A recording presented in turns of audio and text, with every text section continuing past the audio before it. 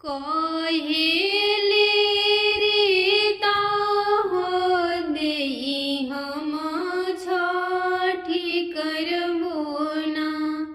कहेले रीता देई सुनि स्वामी जी हमार। कार्तिक मासे लगले बरत हम छठी करबो ना। कार्तिक मासे लगले बरत हम छठी करबो ना। आपना विकास बेटा के बेची देबो ना। आपना रबिया बाबू के बनकी धरबो ना। आपना हो स्वामी जी के बेची देबो ना।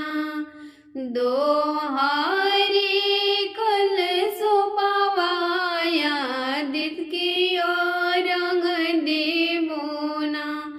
दोहारी गंगलवा सूरज के रंग देबो ना। दोहारी कल सुपावाया दित के रंग देबो ना। कार्तिक मासे लगले बरत हम छठी करबो ना। कहेले कृष्ण सिंह सुना धानी हो हमार। कौन फलवा आदित दीहे छठी करबो ना। कहेले विकास बाबू सुनया हो हमार। कौन फलवा आदित दीहे छठी करबो ना। कहेले रबिया बाबू सुनया हो हमार। कौन फलवा आदित बाबा दिए छठी करबो ना। अन्न दिहे धन दिहे रोजी रोजीगार। तोहरा के रक्षा पाल करिए हम छठी करबो ना। तोहरा के रक्षा पाल करिए हम छठी करबो ना। कार्तिक मासे लगली बरत हम छठी करबो ना। कहेली काजल देई सुनि स्वामी जी हमार। कार्तिक मासे लगले कार्तिक छठ बरत करबो ना।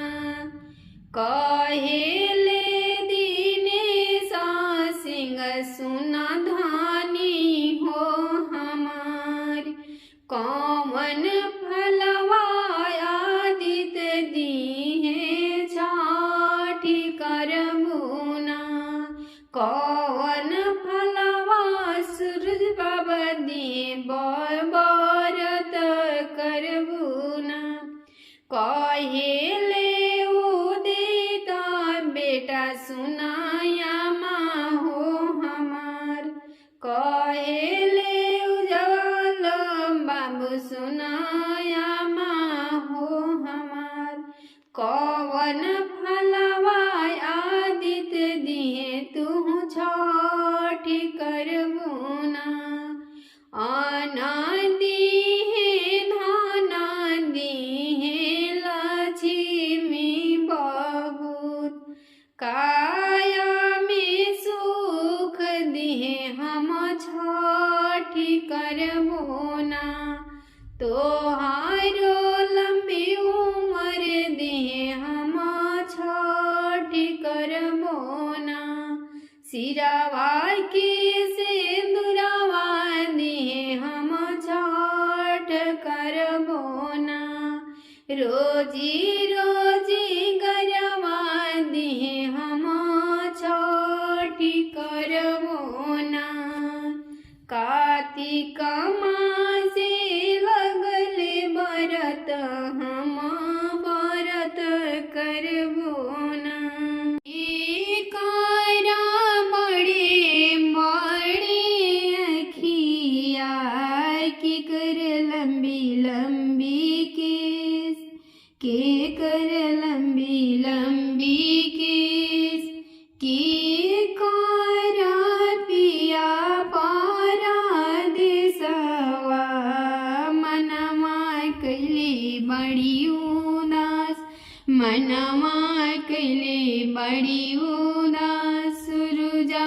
बाबा के बड़े बड़े अखिया छठी माई के लंबी लंबी केस छठी माई के लंबी लंबी केस रीता दे के बिया पारा देसावा बैठली मनवा मार काजल दे के बिया पारा देसावा मनवा कैले बड़ी उदास दिलावा भइल बड़े दुखित हमर पिया बड़े पारा देसावा नारियल की होले आई नारियल के होले आई चिट्ठी आज लिखबो रजिस्टरी